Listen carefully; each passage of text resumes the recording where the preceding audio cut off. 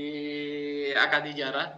Lanjut untuk memberi sewa dan untuk pencatatan akad penyewa supaya kita selesaikan secara cepat juga.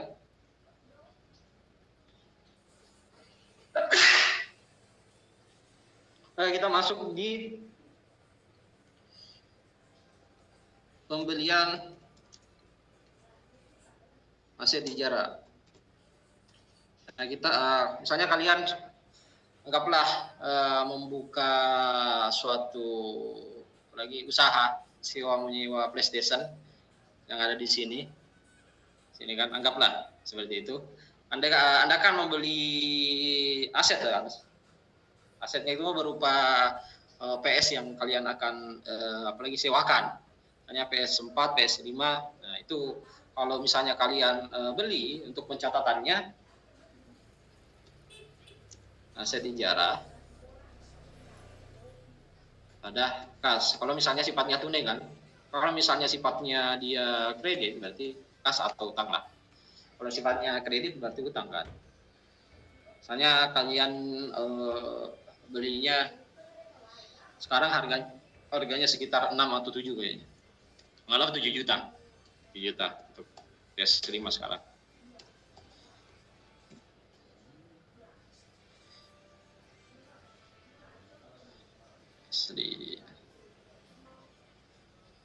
Nah, ini merupakan aset yang kalian nanti sewakan.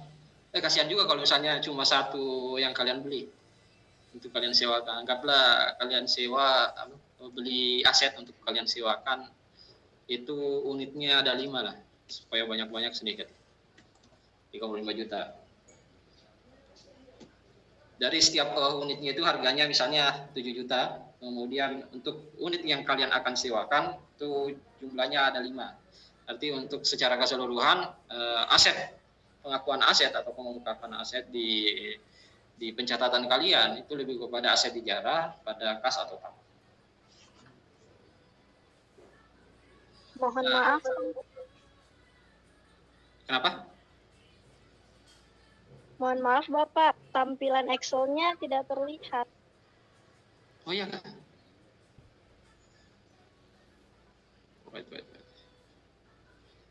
Stop sharing dulu.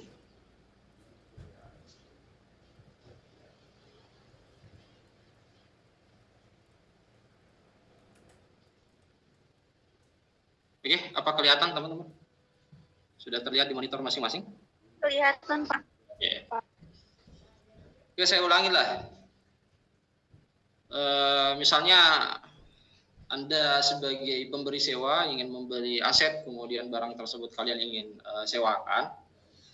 Misalnya kalian membeli PlayStation, misalnya PS kan, paling mudah lah untuk laki-laki.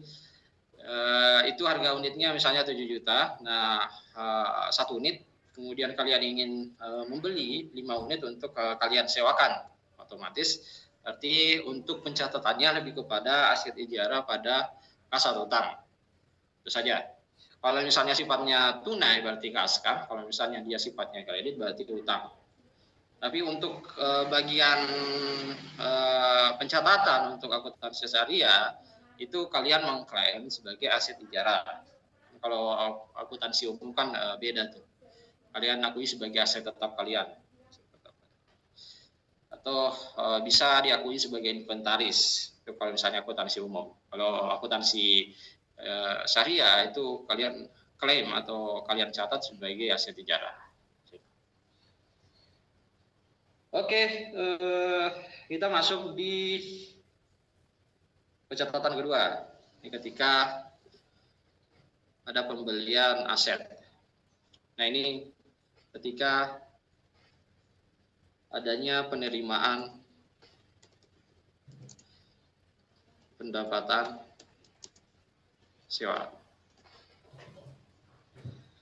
Nah, ada transaksi di mana si penyewa ini ingin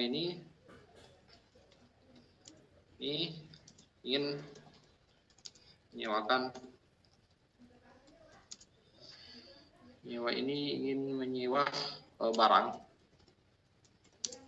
PS5 tadi. PS5 selama 3 bulan.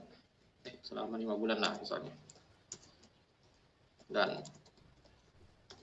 misalnya 5 bulan, di mana kalau 1 bulan itu ketentuan dari 1 bulannya itu 150.000. 150.000.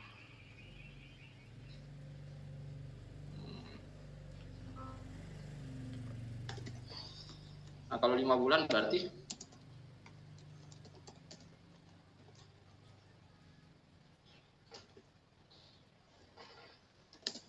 750 yang kalian mesti bayarkan.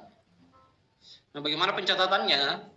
Ini tidak dicatat selama 1 bulan karena memang dia mau menyewanya selama 5 bulan. Berarti otomatis yang dicatat atau yang diakui sebagai pendapatan itu lebih kepada harga ketika si penyewa ini menyewa selama 5 bulan. Pencatatannya jadi kas pada pendapatan sewa sebesar 750.000 saja. Kemudian di bagian 3, ketika ada biaya perbaikan yang dilakukan oleh penyewa. Misalnya si penyewa ini apalagi sewa barang kan, barang dalam bentuk PS, ternyata barang tersebut rusak. Nah, karena kerusakan tersebut, si penyewa ini membayar untuk menservis atau merepair supaya barang tersebut baik kembali. Dalam artian PS5 yang dipinjam karena rusak, yang tanggung biaya tersebut atau yang tanggung beban tersebut itu si penyewanya. Dalam artian kita akui sebagai utang dulu. Si pemberi sewa ini akui sebagai utang dulu. Nanti ketika apalagi si penyewa ini mengembalikan barangnya selama 5 bulan, berarti nanti si bagian pemberi sewa itu akan mengembalikan uangnya nominal sesuai dengan apa yang sudah diperbaiki itu. Berarti ada nota perbaikan. Nah, itu harus disetor ke pemberi sewa. Nanti pemberi sewa ketika menerima notanya nanti akan membayarkan perbaikan atas barang yang memang rusak tadi. Untuk pencatatannya dulu, beban perbaikan pada utang kepada penyewa. Yang penting si penyewa ini melaporkan ke pemberi sewanya. Mohon maaf saya melakukan perbaikan karena ada kerusakan di unitnya sebesar misalnya 250.000. Ya, itu langsung dicatat oleh si pemberi sewanya. Nanti ketika sudah selesai masa sewanya, itu wajib dibayarlah utangnya. Misalnya perbaikannya 50.000 lah, anggaplah. Ini pencatatan ketika si penyewa tadi yang membayar perbaikan unit dari apalagi barang yang dia sewa. Nah, kalau misalnya perbaikan tersebut dibayarnya sama si pemilik atau pemberi sewanya, berarti sudah beban perbaikan ada kas sebesar 50.000. Itu saja.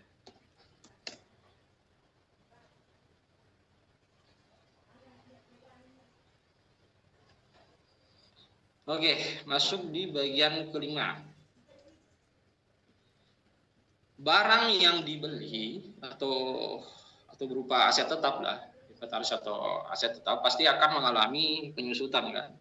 Nah, kalau misalnya di bagian bagian PS5 kan, PS5 itu harganya 7 juta atau total keseluruhan dari 35 juta ini. 25 juta ini mesti disusutkan berarti. Nah, kalau di bagian pajak kategorinya ini merupakan kategori yang ke satu. Ya, pertama ya. Pertama dengan kategori 4 tahun. Namun kalau kalian sebagai akuntan kan bisa menilai sendiri mau berapa tahun nilai manfaat dari barang tersebut. Itu bisa kalian nilai dan bisa kalian susutkan tersendiri. Berapa sih misalnya kalian nilai apalagi kulkas, AC dan lain sebagainya itu 2 tahun, 5 tahun kan itu tidak ada ketentuan. Namun lebih bagusnya kalian ikuti ketentuan dari pajaknya saja. Karena ada kategori 1, kategori 2, kategori 3 sama kategori 4 dan jumlah persenannya pun berbeda-beda antara kategori 1, 2, 3 dan 4. Jadi lebih bagus ketika kalian menjadi akuntan itu gunakan pendekatannya itu, pendekatan dari pajaknya saja. Untuk menyusutkan apalagi beban penyusutan untuk setiap akumulasi penyusutan untuk aset tetapnya. Jadi kalau misalnya kalian susutkan dalam 1 tahun, misalnya beban penyusutan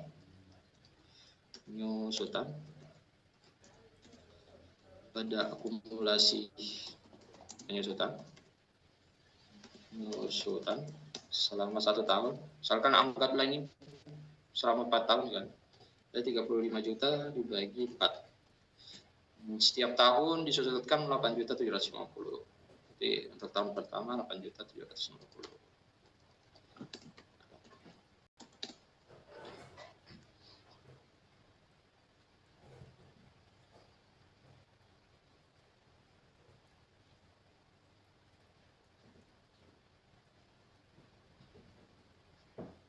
Oke.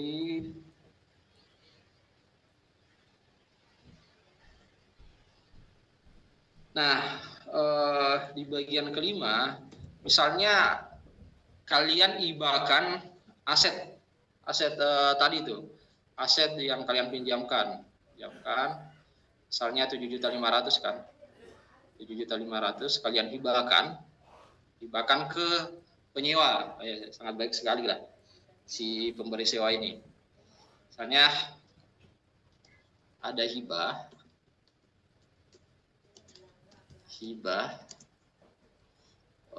dari barang yang disewakan. Bagaimana sisi pencatatannya? Jadi kita hitung dulu aset ijarahnya secara keseluruhan. Misalnya aset ijarahnya kan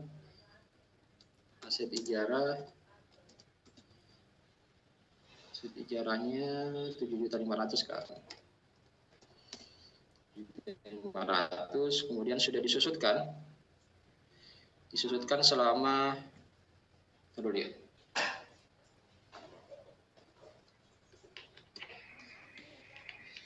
disusutkan selama 1 tahun, berarti dibagi 4 terus dikurang.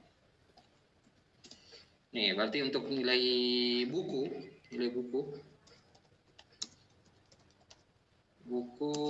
pada tahun pertama 5.625.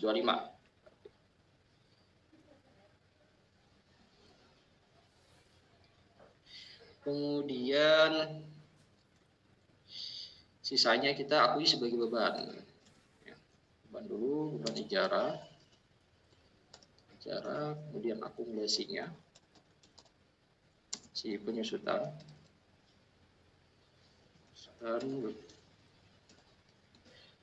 kemudian aset ijarahnya.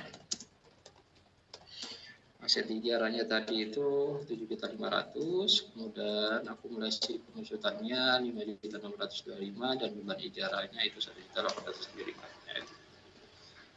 Nah, ini kepencatatan kalau misalnya barang tersebut dihibahkan.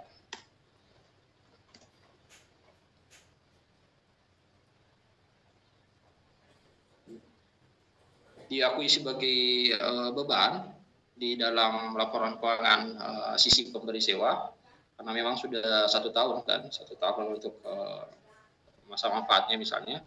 kemudian diakui juga akumulasi selama 1 tahun buku, apalagi dari aset yang sudah disusutkan tadi. Kemudian aset ijarah itu terhapus, berarti sudah berpindah tangan ke penyewa, dalam artian dihibahkan. Nah, bagaimana kalau sifatnya dia jual barang yang sudah disewakan. Jadi misalnya dia jualnya itu berapa ya Pak Gus? Dia mau jual 8 juta. Jadi dia jualan si penyewa ini membeli barang dari pemberi sewa dengan harga, misalnya dia beli 7 juta lah, 7 juta. Nah, dari transaksi ini pasti si penyewa ini atau si penjual ini, pemberi sewa ini akan mendapatkan keuntungan. Kenapa dia mendapatkan keuntungan?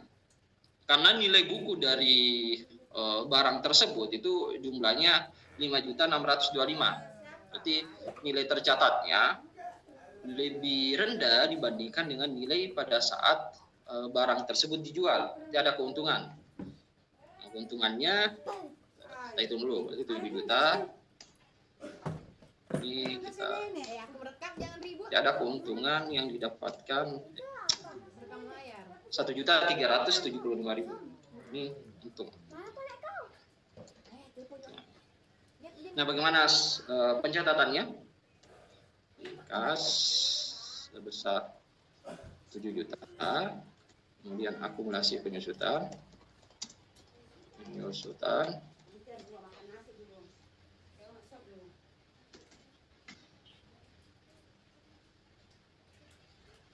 sebesar 1.625, kemudian nanti ada biar macet kok begini macet. Kayak Rani belajar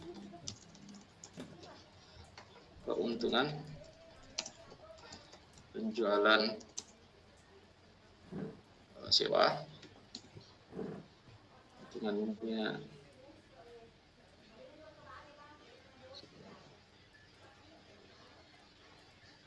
dengan 1.375. Kemudian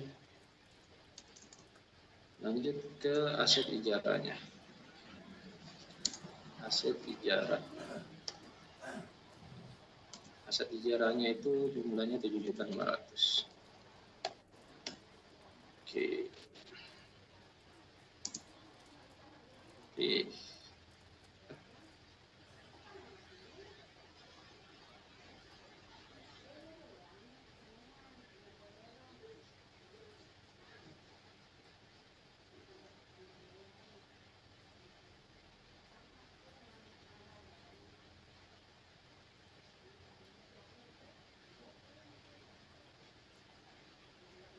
Ya, bukan nih. Berarti yang bagian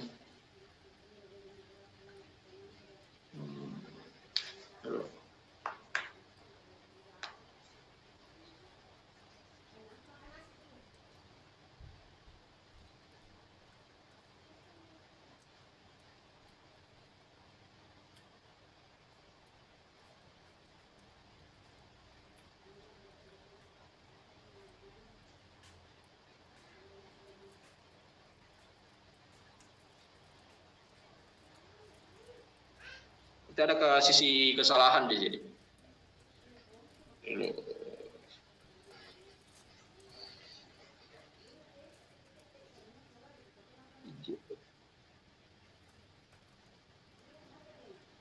Aset ijarahnya 7 juta, kemudian akumulasinya 9 juta. 5.600.000 berarti 1.375.000. Terus dari kasih yang didapatkan berarti 1 juta dikurangi dengan ini kasih yang didapatkan ini 5.625.000. Kita 625. Oh, akumulasi penyusutannya ini. Akumulasi penyusutannya itu di bagian sini. 1.875.000. Kemudian untuk keuntungannya berarti 1.305.000. Ini kita tambahkan dulu apakah sama atau tidak.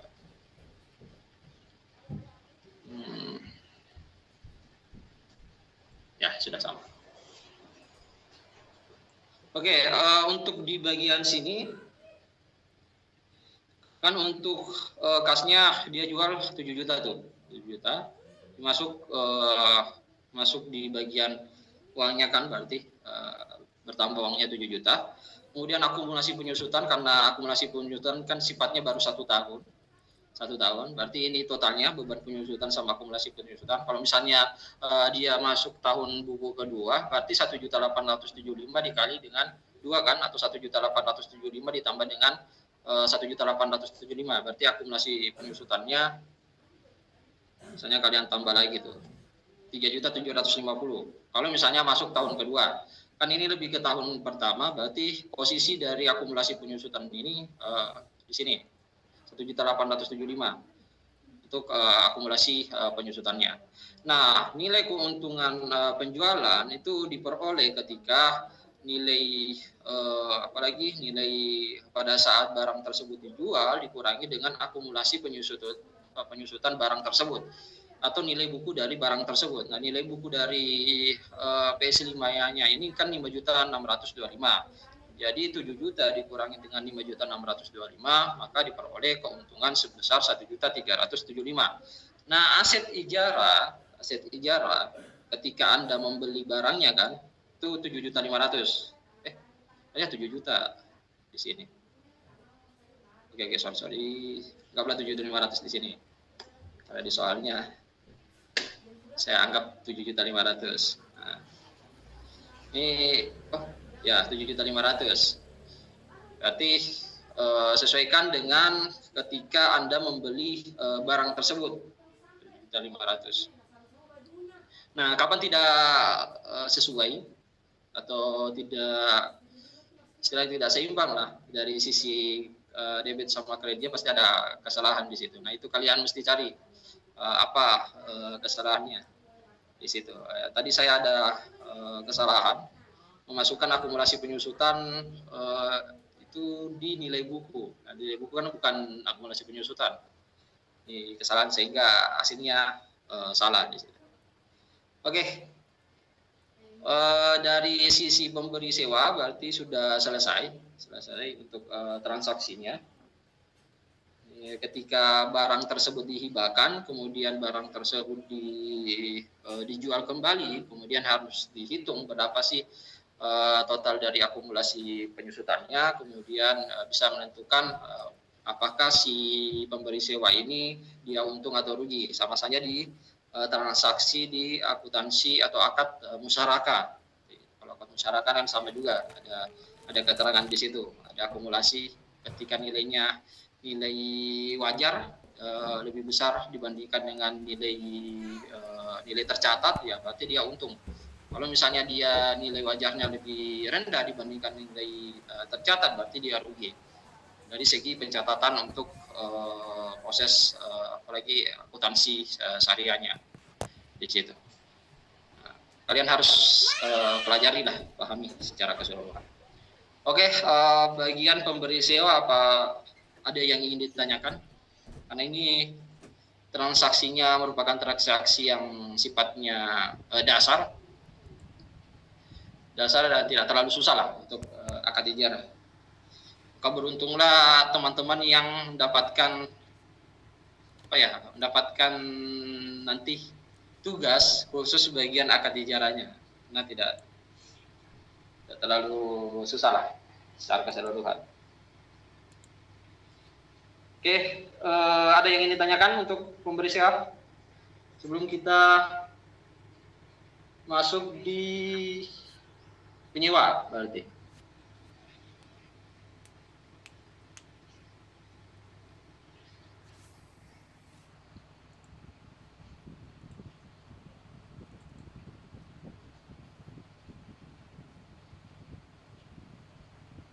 Oke, di lokal D apakah sudah?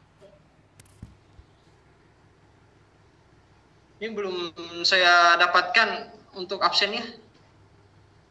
Kalau bisa langsung kirimkan teman-teman yang lokal B, supaya bisa saya langsung bagi dan kalian langsung lihat nih untuk pertemuan selanjutnya untuk tugasnya. Berarti kalian harus pelajari untuk 2 akad untuk setiap perorangan. Berarti nanti di minggu depan ya sudah kalian harus siap, dan nanti saya akan tanyakan satu persatu dan saya input sebagai nilai tugas kalian di situ.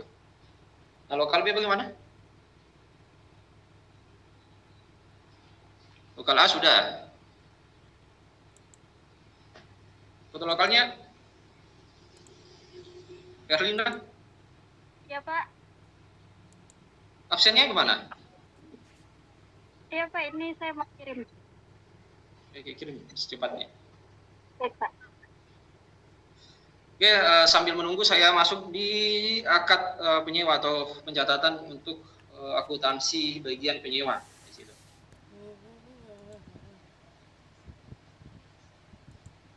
Nah, kalau misalnya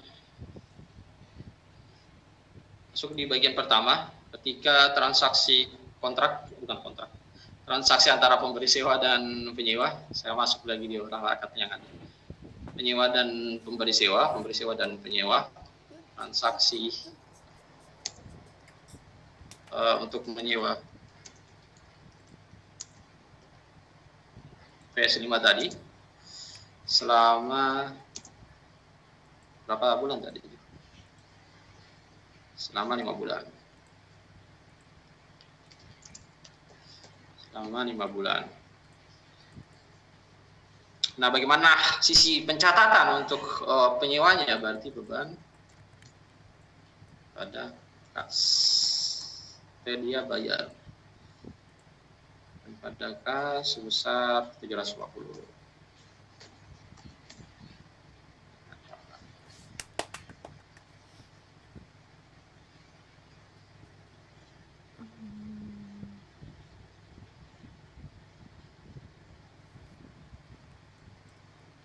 Nah, kemudian lanjut ketika ada kerusakan,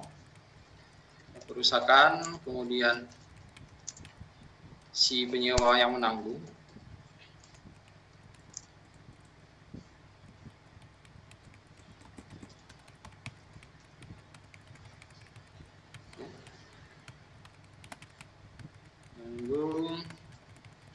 Nanti lebih kepada piutang kepada pemberi sewa.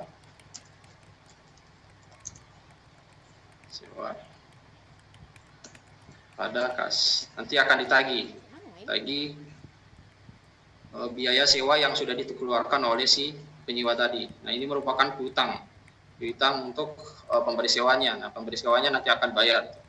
Nah, kalau pemberi sewanya kan menganggap dia sebagai utangnya kan. Kalau si bagian penyewanya itu menganggap sebagai piutangnya yang mesti nanti masuk di kas untuk penyewa, karena dia sudah menanggung biaya perbaikan tadi, perbaikan sebesar berapa tuh? 50.000.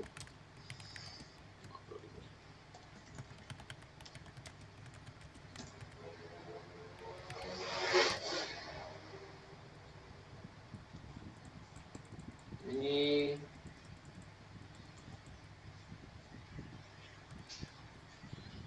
kerusakan, kemudian si penyewa menanggung untuk pemberi sewa.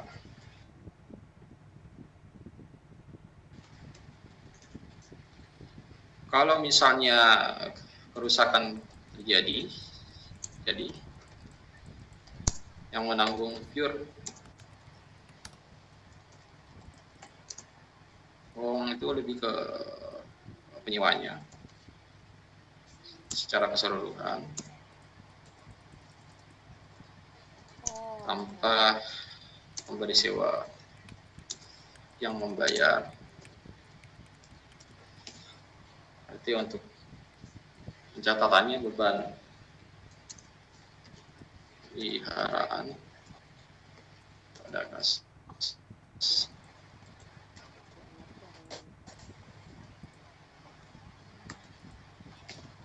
Nah, ini misal kalau si penyewa ini merusak barang dari barang sewaannya, ini berarti otomatis kesalahan dari si penyewanya kan. Nah, ini apalagi pengeluaran atau pencatatan yang mesti dikeluarkan oleh penyewa karena kesalahan atau kelalaian si penyewanya, maka yang menanggung itu lebih kepada penyewanya. Nah, bagaimana sisi pencatatannya? Lebih kepada beban pemeliharaan pada kas. Nah, kalau misalnya si penyewa ini ketika dia mendapatkan barang yang disewakan kemudian langsung rusak, kan itu merupakan apalagi di luar dari tanggung jawab dari si penyewanya kan. Ini barang yang memang didapatkan dalam kondisi rusak. Berarti otomatis si pemberi sewa ini harus menanggung biaya apalagi pemeliharaan atau menanggung biaya servis yang dikeluarkan oleh si penyewanya. Kemudian lanjut, ketika aset yang disewa, aset yang disewa ternyata dihibahkan ke penyewa. Nah, bagaimana sih pencatatan untuk penyewa ketika barang tersebut dihibahkan? Berarti lebih ke aset non kas. Aset non kas ada keuntungan. Kas pada keuntungan dengan nilai tadi itu keuntungannya, nilai asetnya, nilai aset ijarahnya mana. Nah, ini kita 500. Baru mulai, Cok. Nah, ini ketika dihibahkan. Gimana? Nah, kalau misalnya dia lakukan pembelian dia beli barang tersebut dan atas barang yang disewa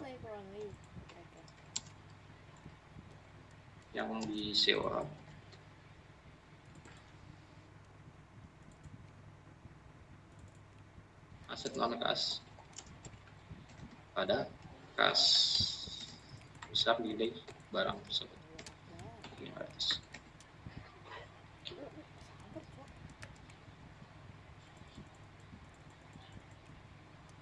Oke, untuk akad ijarah atau akuntansi ijarah baik dari pemberi sewa dan penyewa, untuk pencatatannya atau ilustrasi contoh soalnya itu sudah saya jelaskan secara keseluruhan.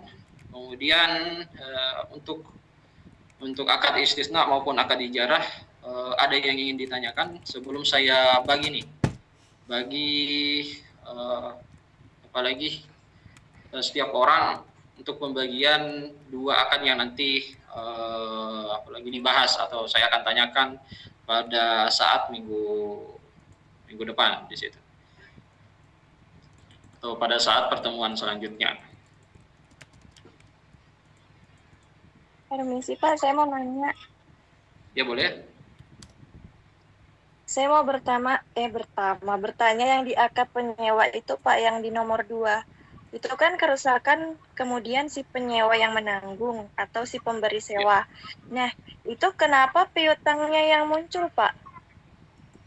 Tadi Oke. sepenangkapan saya yang bayar sewanya, yang bayar kerusakan itu si pemberi sewa, seperti itu, Pak. Oke.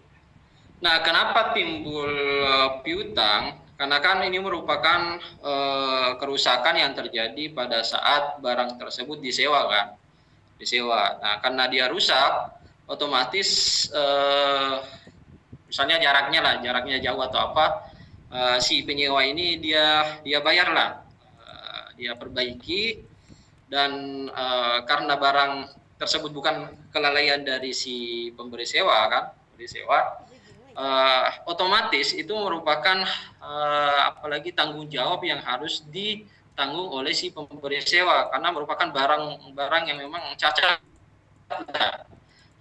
lah pada saat disewakan. Nah, karena sifatnya tidak langsung diterima uangnya karena jarak tadi otomatis kita akui sebagai piutang dulu. Kita tidak saya akui sebagai beban karena ini kan merupakan tanggungan dari si pemberi sewanya, bukan dari penyewanya. Nah, kalau misalnya kita sendiri yang tanggung, berarti kita akui sebagai beban. Ketika apalagi kesalahan tersebut atau ada terjadinya kerusakan yang terjadi, nah si pemberi sewa ini yang harus mengakui sebagai beban. Nah, kapan apalagi barang tersebut diakui ketika misalnya masa sewanya sudah selesai. Berarti nota yang sudah kita bayar yang kita klaim sebagai piutang itu kita serahkan ke si pemberi sewanya. Nah, nanti si pemberi sewa ini akan klaim sebagai beban. Nah, kita akui nanti kalau kita sudah menerima uangnya sebagai penyewa, kita akan mengurangi piutang apalagi si pemberi sewanya di situ. Karena kasnya kan sudah kita terima tuh. Karena bukan kita yang seharusnya membayar, saya yang seharusnya membayar itu lebih ke pemberi sewanya, bukan si penyewanya. Kan ada dua kondisi. Kalau misalnya kondisinya pada saat Anda menyewa kemudian barang tersebut ternyata langsung rusak, kan kalian tidak boleh akui sebagai beban kalian kan. Nah, ini merupakan tanggung jawab dari si pemberi sewanya sebenarnya. Nah, ketika Anda bayar karena memang sifatnya lama mungkin atau apa, ya, kalian anggap sebagai piutang dulu lah. Nanti saya akan tagih piutang ini ketika masa sewanya sudah selesai. Nah, kalian langsung sodorkanlah notanya, kemudian nanti uang yang kalian gunakan untuk apalagi membayar atau kalian gunakan untuk mengeluarkan untuk membiayai itu tadi servisnya tadi itu nanti akan langsung diberikan oleh pemberi sewanya. Itu dia. Kalau sifatnya dia apalagi barang tersebut sudah rusak ketika kalian mau fungsikan, berarti otomatis kalian anggap atau klaim sebagai piutang dulu. Kalau memang kelalaian kalian atau barang tersebut rusak karena kelalaian kalian, ya sudah, kalian mesti akui atau klaim sebagai beban pemeliharaan atau tanggungan kalian lah ketika barang tersebut rusak. Gitu. Berarti ada dua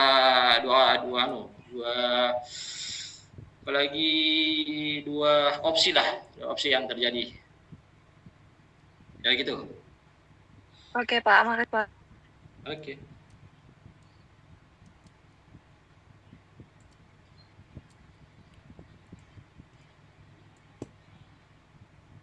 Ada yang ingin ditanyakan teman-teman?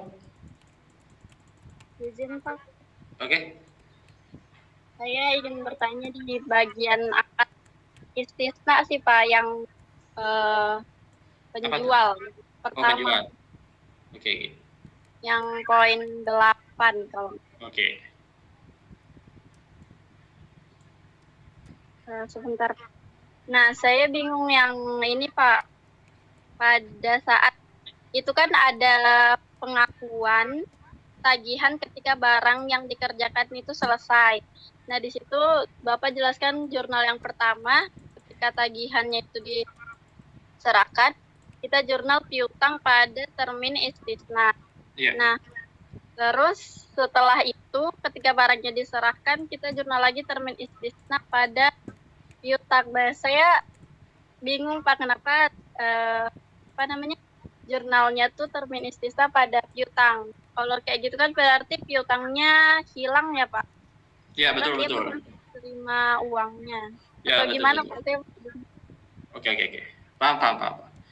Oke, untuk jurnal ini yang timbul kan, berarti dari sisi piutangnya kan timbul tuh 1.200.000 kan, dari apalagi dari barang yang sudah selesai, namun barang tersebut belum dibayar lah, uangnya belum didapatkan.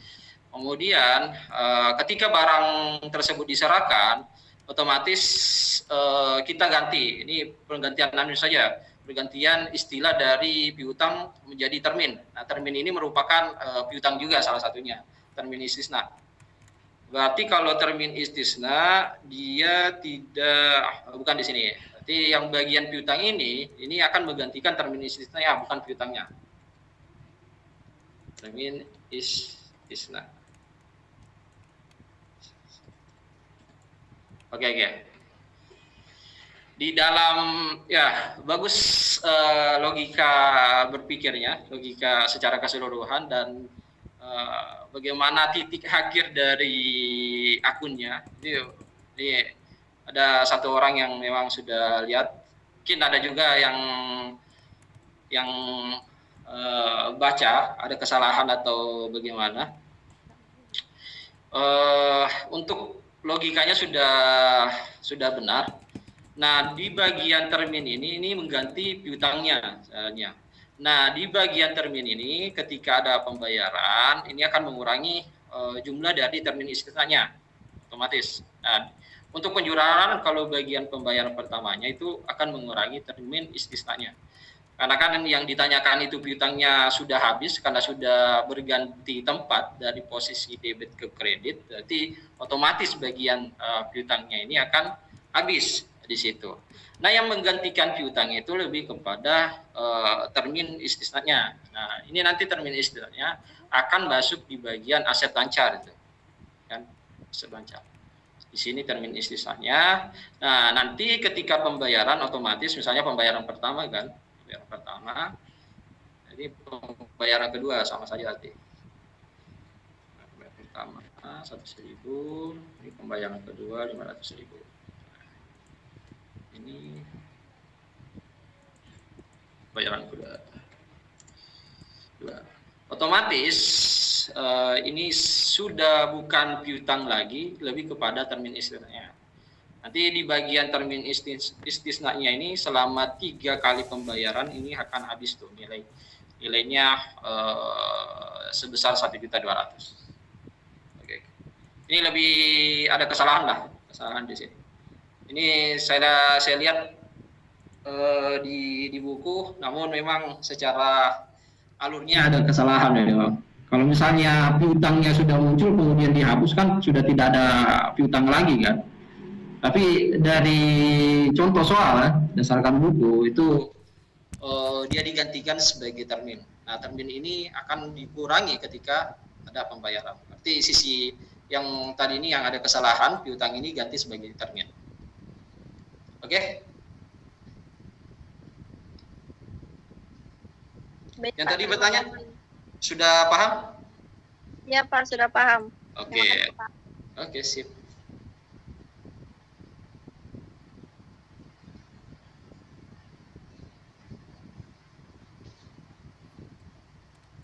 Ada yang ingin ditanyakan lagi? Sebelum nanti saya akan lagi tanya satu persatu minggu depan tuh.